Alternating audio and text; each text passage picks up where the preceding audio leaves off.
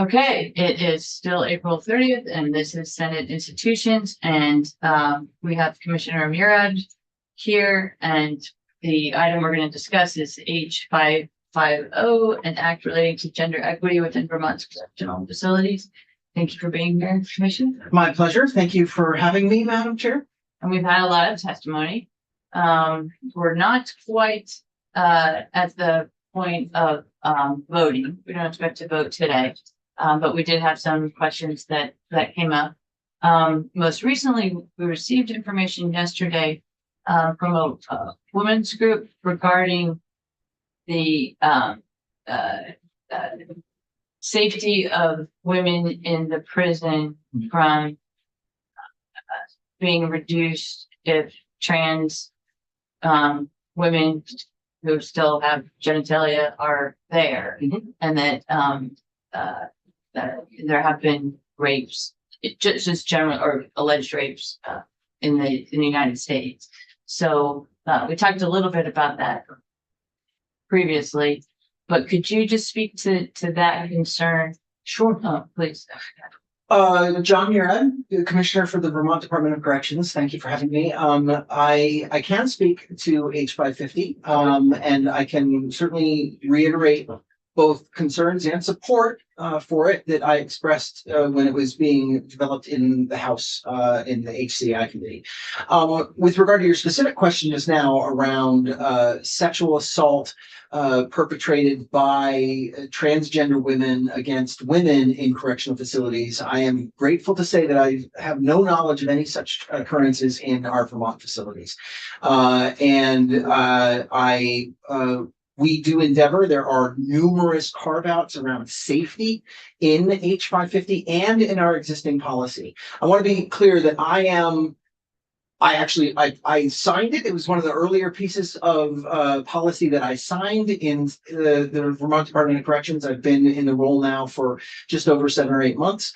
It was one of the first pieces of policy that I signed. I am 100% supportive of the policy piece that I signed.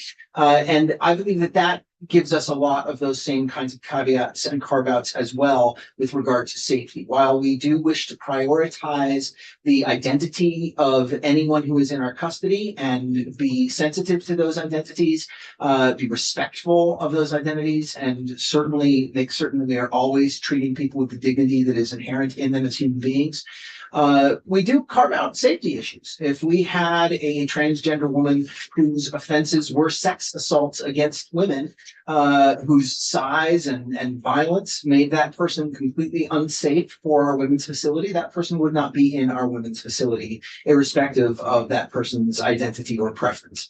So those carve-outs exist and are important carve-outs. What I cannot speak to or control is the sense that I have seen expressed in other states, again, not in Vermont, but concerns by women that have less to do with actual acts of violence, but rather just concerns around, am I with people whom and I'm speaking hypothetically as those women, do not believe are women and do not treat as women and consider to be, I'm not interested in their identity, I'm interested in my own, and I feel unsafe in these environments. I can't speak to that, nor does our current policy really address that. We speak to the safety, the actual objective safety of staff, of people in our custody, of the person whose placement we're talking about, which generally is the individual who has expressed an identity other than the binary. And while our internal policy addresses that, H550 also does. I will say that one of the issues I raised in testimony in front of the House was the fact that I feel H550 goes a little far into what is more properly the realm of policy, and is a little bit more granular than law often is. That, however, is a quibble on my part. I don't have issue with the ideals that it expresses, owing to the fact that those are largely in our policy as it is. Okay. Yes. I can get in word. You specifically talked about policy. Yes. As opposed to what would be statute. Yes. What your employees are to follow basically our policy, and they know to follow policy. Something that was mentioned was a redundancy at age 550. My question, and this is strictly your opinion, Mhm. my question would be, why would we need to put it in statute if it's already policy? In my opinion, we don't need to do that. In my opinion, policy is sufficient. Statute is necessarily and purposefully and properly more rigid and less amendable than policy is. Statute is amendable, of course. Yeah. That's what you noble representatives are here to do in the Senate and in the House. But it's a more laborious process. Once it's in those green books, it is settled in ways that a policy is not. That said, as I understand the rationale behind this, it had to do with strongly held concerns about changes at the federal level to interpretations of current law, and a desire to codify interpretations from a year or 2 years ago into statutes in Vermont, to prevent changes at the federal level from affecting how we operate in Vermont. I want to be very clear that our policies do not take into account any changes that have happened in the past year and a half. And our policies are predicated on the ideals and the values that I think are true to our state. And therefore that too adds to what I feel is a certain element of redundancy to H550. So if I can piggyback on that. So how much in your looking at policy is dictated by federal government? None. In the sense that, well, let me clarify that. The federal government in 2003 passed a law called the Prison Rape Elimination Act, a vital, necessary, normatively good law that codified, strikingly for the first time, that happened in the 21st century, but for the first time codified the idea that we do not want rape to occur in prison facilities. And the Vermont Department of Corrections is wholeheartedly in support of that notion. Absolutely. Anyone who doesn't support that notion should not be in this profession. The federal law then engendered a set of standards that were ultimately promulgated about a little more than a decade later, a little less than a decade after the law itself was passed, unanimously, I believe, by Congress. And then those standards are necessarily in part of the same kind of argument that I'm making around the difference between the granularity of policy versus the broadness of law. Those standards are much more specific and granular than the PREA law itself of 2003. The PREA standards are 100% standards that the Vermont Department of Correction follows, the Vermont Department of Correction believes in, and the Vermont Department of Corrections often seeks to exceed. So in that sense, yes, we are very much influenced by movement at the federal level. And of course, we are always in adherence with what is federal law.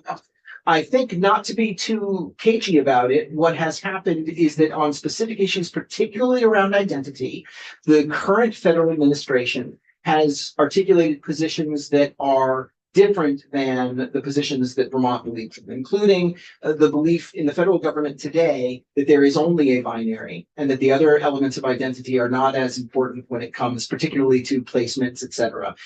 We do not adhere to that concept in the sense of policy, and nor would we change owing to the posture of the federal government. It is not the posture of Vermont.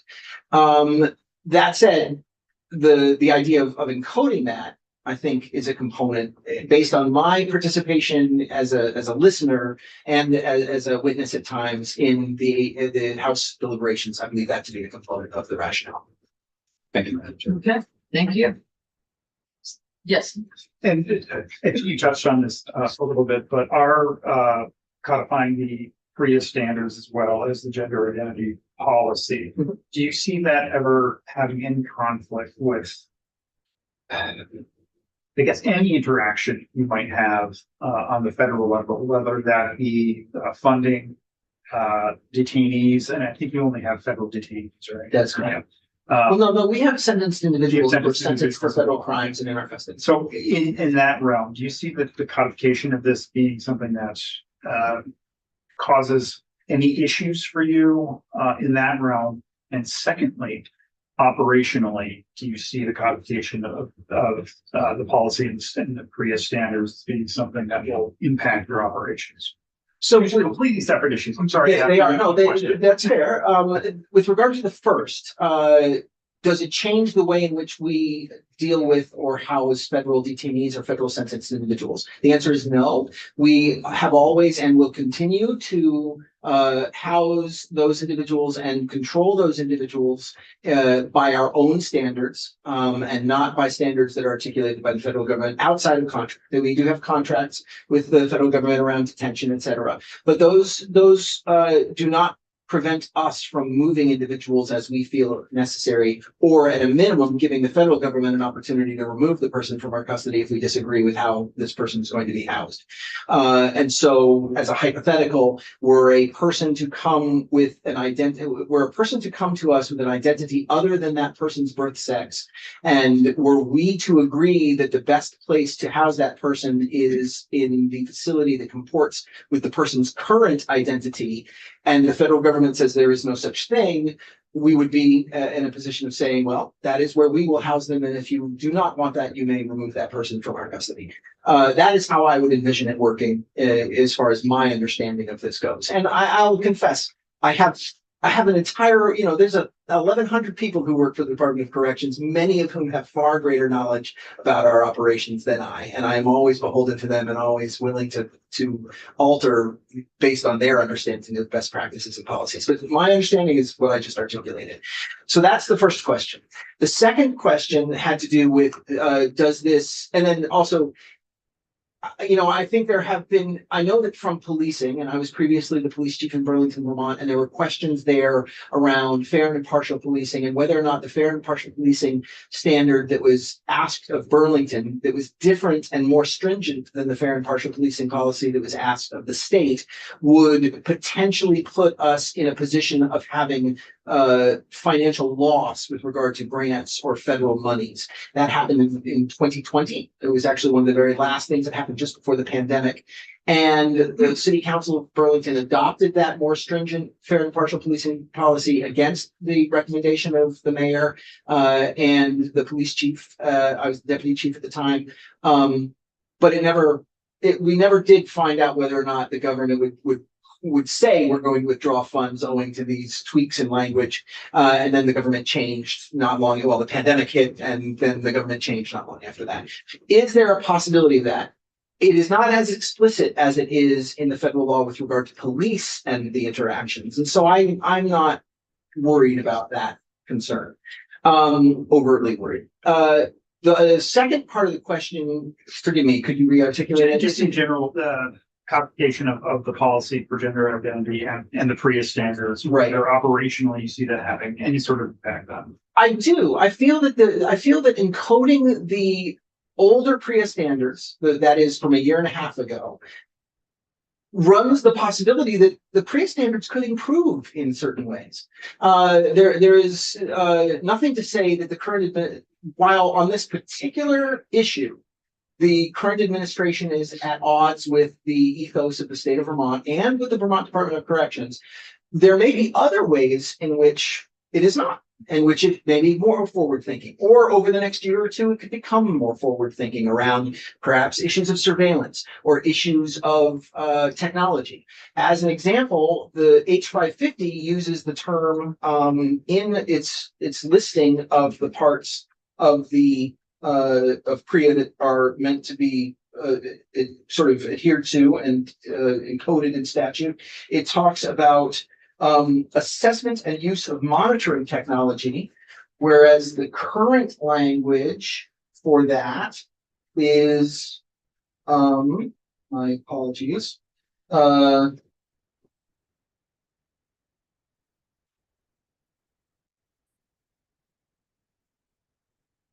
apologize for not having it flagged better.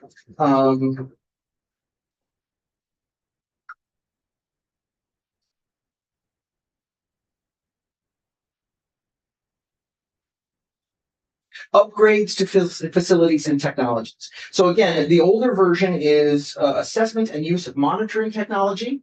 And then the newer version is upgrades to facilities and technologies. Now, I haven't looked at, I don't actually have access to the older law anymore. It's not online, or the older standards. The fact that that's been a title change in the standard suggests there may have been some changes.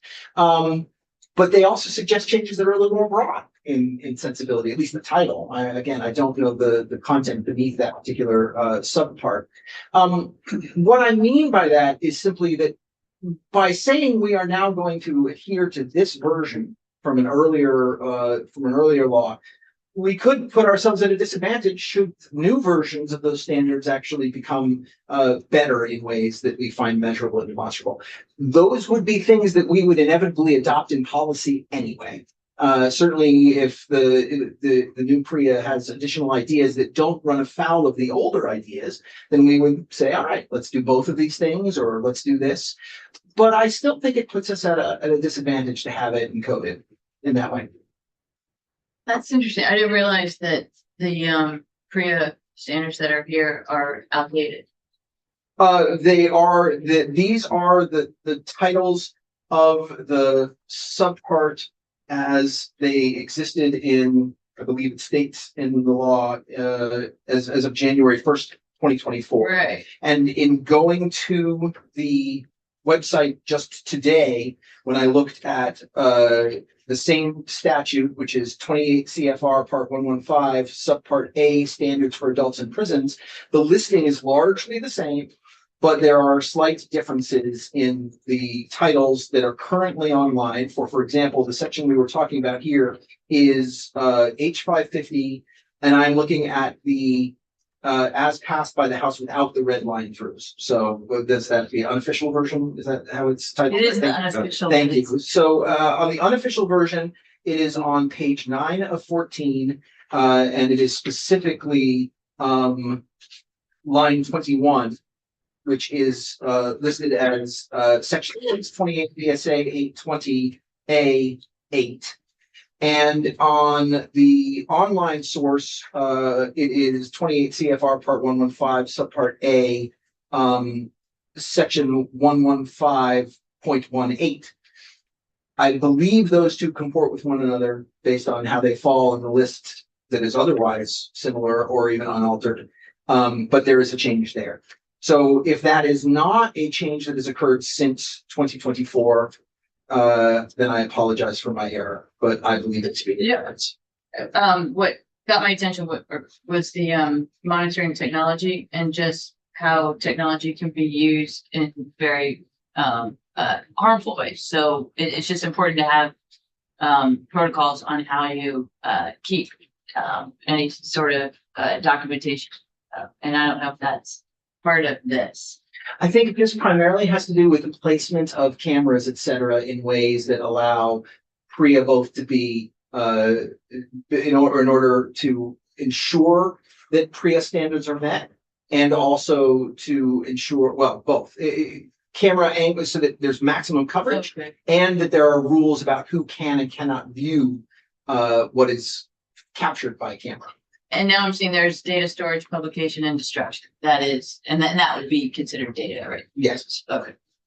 Yeah, Yeah. Go ahead. just, I get Senator Engels, last week, said something and triggered something with me. Anything that we do, how much is there a negotiation with the union? With regard to policy? Yeah, policy, and or if we make it statute and it's codified. Well, union members, in the sense of employees, are involved in the development of policy. Right. But with regard to the union board itself, their role would be to look at new policy and then potentially grieve it as something that they believe to be outside of working conditions or a change in working conditions. Generally, policy changes of this nature do not engender that kind of reaction. It would have to, it generally has to do with things along the lines of the hours that you're working, or are there changes to how really, I mean, that's a big one. The biggest one usually is hours and times. But the notion of saying we are now going to require, the idea of asking a person to adhere to an incarcerated individual's chosen identity is not something that would fall afoul of the union rebuttal, for example. But looking at some of this gender identification, non-discrimination, look at the training and all that, wouldn't the union want to take an interest in this to make sure that they protected their workers from misidentifying somebody accidentally and to make sure that there's something in place to make sure that that person's career isn't ended on one mistake? Yeah. And let me give some context to that. I have a transgender that works for me.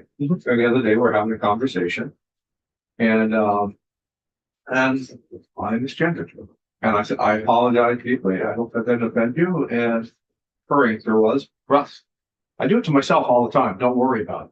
But that's a different situation. Sure. We are looking at people who are quite possibly looking for a leg up. I just talked to a union member right now that says there's lists that some people make to make sure that they've got a leg up. If there's an opportunity for them to get somebody in trouble or something like that. Wouldn't the union want to take a position on some of this stuff to make sure that their members are protected as much as you would? Sure. When you say this stuff, do you mean H550 or do you mean the policy as well? H550, I mean, there's a lot in here that is asking of employees, Yeah. and training and all of that. I would think that the union would want to have an interest in that. I think that would be a question for the union. They don't find an answer to that. With regard to policy, again, the union is aware of new policy. The union has an opportunity to either grieve or reject new policy. With regard to the specific question you're asking, our policy, not H550, but our policy states DOC staff shall further model respectful behavior, including communicating with an incarcerated individual using the individual's pronouns, the identified name, and promptly intervening and disrupting any abuse, disrespectful behavior, and harassment against the individual. But that is not a terminable issue unless it's something that becomes clear that it's indicative of either a pattern behavior or malfeasance of other kinds. An incident in which a person is misgendered, particularly like the one you described, would be addressed identically, certainly by this commissioner of corrections. That's the reasonable way to address something like that. If that were something that were to be continually repeated in a way that is about removing that individual's dignity and purposefully causing an agitation with or an animosity with that individual, that's not an effective way to run a facility. Well, and I would expect that there would be some consequences of that, but let's carry it further just a little bit. I don't want to get outside this bill too far. But what happens if that same situation happened and the apology was, and it wasn't accepted, and the person that was aggrieved wanted to take it further? What happens then? Well, the grievance process ultimately goes through the commissioner, and there's two issues there. One is the person, him or herself, the incarcerated individual.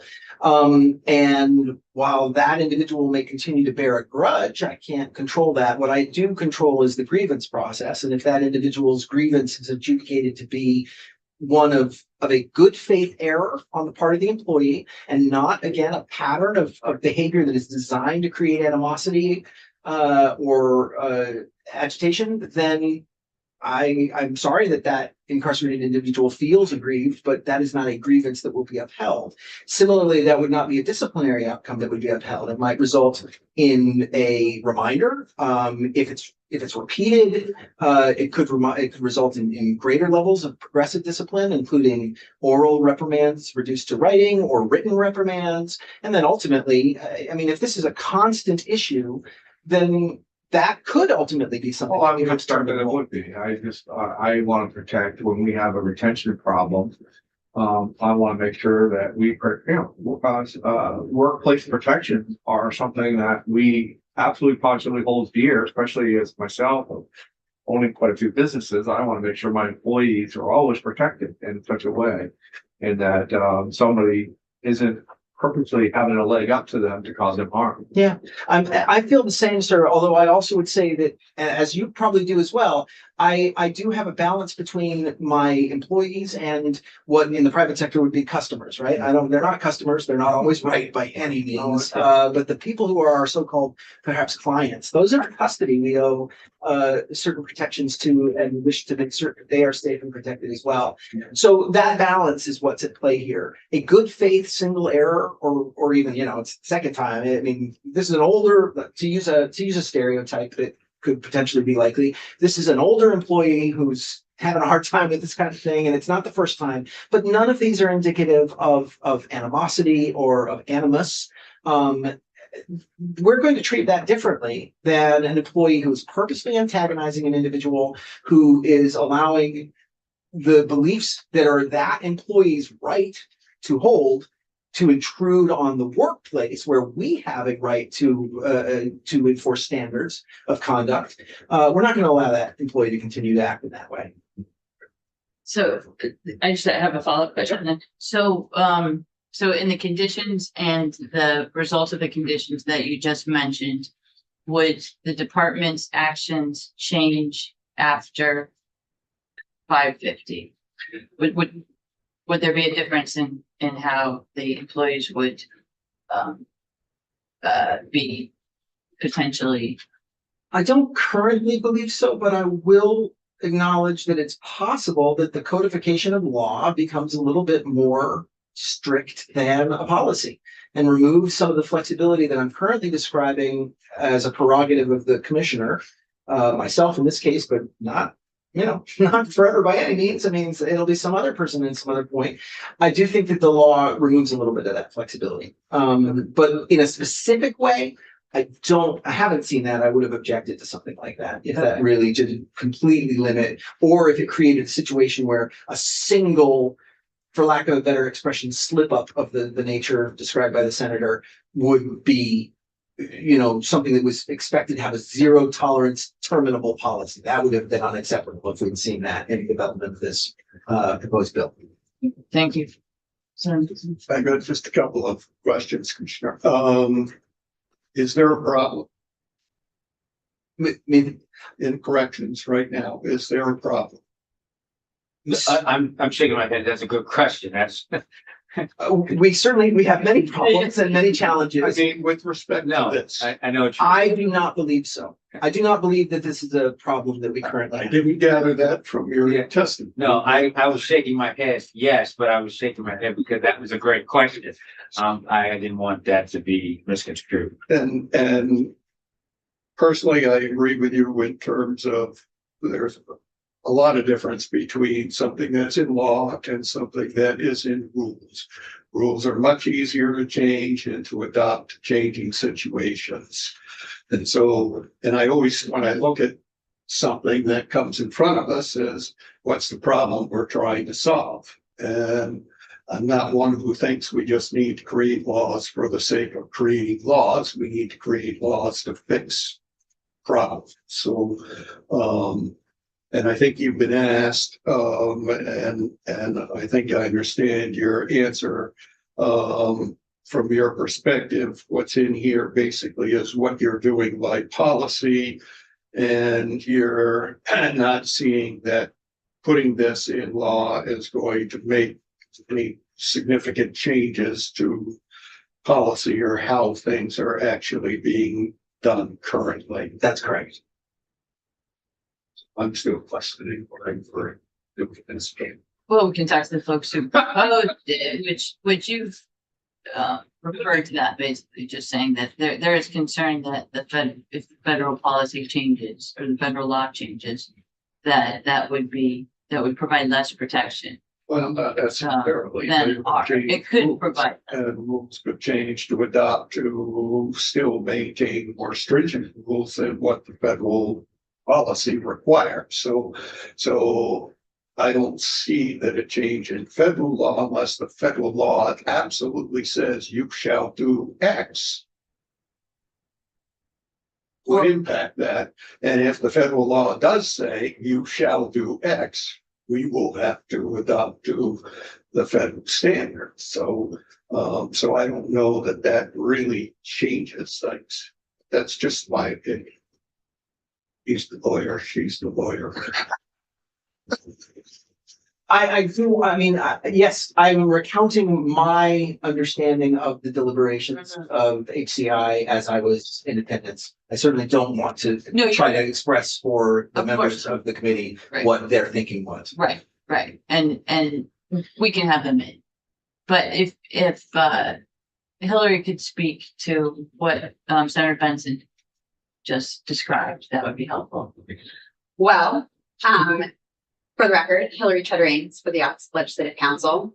The line between a legal question and a policy one can be fine in places. And I think your question touches on both legal questions that I can provide straight answers to and policy questions that are for you to decide. So we had talked, I think Tuesday now, about some of the trade-offs between when something goes in policy and when something goes in statute. And I think I'm hearing discussion of the policy balance that this committee can decide to land where it chooses in balancing that based on the testimony you've heard. One note, just for the record, if I could share my screen just for a moment, Yes. it'll be easier to see.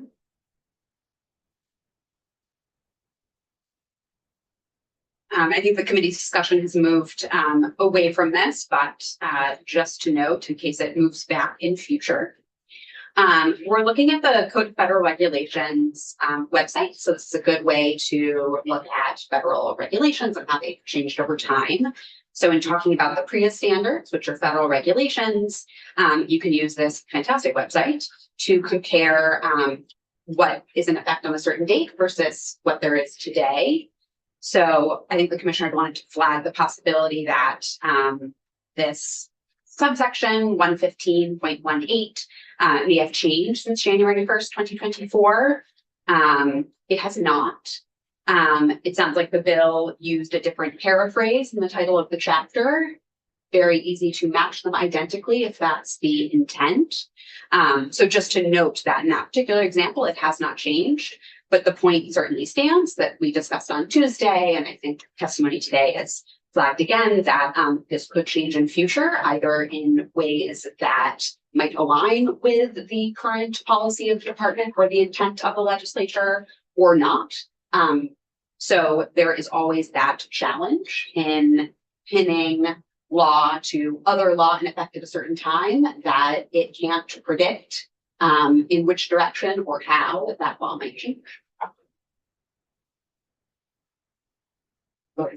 May I ask? Yeah, sure. Because forgive me if I was incorrect. But why was it then? Do you know that a different? If that's the title that has always been and was in effect in January of 2024 and is in effect today, why was a very different phrase, assessment and use of monitoring technology, used in this draft of 820 when the draft of 820 was, as I understood it, a cut and paste from this source? It was not a cut and paste from this source. It is modeled after a Connecticut bill that does effectively the same thing. And so I think upgrades to facilities and technologies could mean a lot of things. And it does in subsection B, I guess I'm still sharing, haven't stopped yet. In subsection B, it does refer specifically to video monitoring and electronic surveillance monitoring technology. So I think the Connecticut bill was specifically flagging that portion of this section. Well, I suppose my quibble would be with the good people of Connecticut. As to Would indeed. why in marrying oneself to, if you are going to say, I wish this to be as the law was described in January of 2024, why one would then not reproduce it verbatim. That is strange to me, but I apologize for having run afoul of that and Not a problem at all. I think one part of the discussion in House corrections. So this section, the PREA section, this is section 6, and really just section 6 in the bill as passed by the House. This was a late addition to the bill. This happened really just before crop over. And one piece of discussion was the language that is really doing the work of the PIN is shall adopt and comply with the Prison Rape Elimination Act national standards, 28 CFR Part 15, in effect as of January 1st, 2024. This section could have ended with a period there, and that would have said everything that was in this part of the Code of Federal Regulations on January 1st, 2024. That's what you should align with. Yes. There was some discussion in adding these, is it 43? I'd like a brownie point if I remember the number correct. Oh, 44. I did not.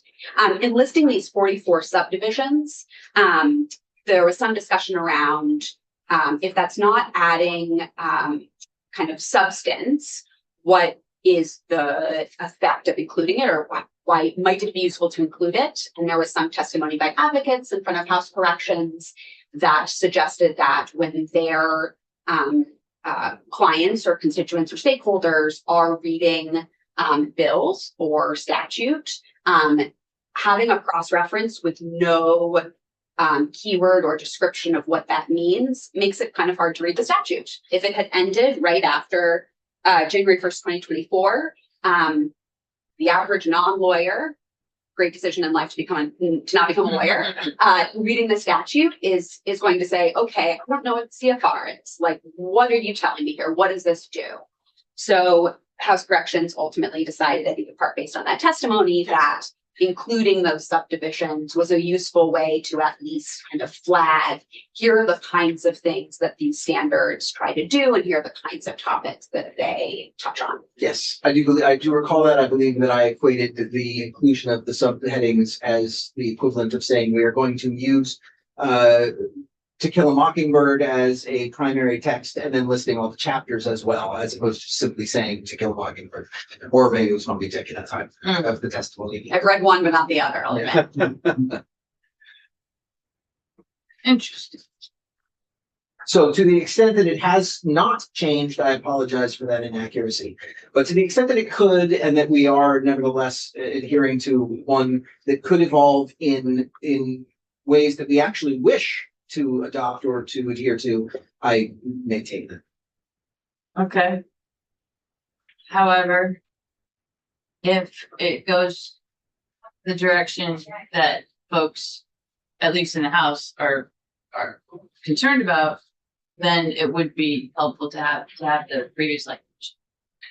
Yes, although again, if it, I think there too, it becomes a matter of the idea that in most instances, adherence to federal law is only a floor, or well, floor may be the wrong metaphor. In other words, you can always choose to do more than the law requires.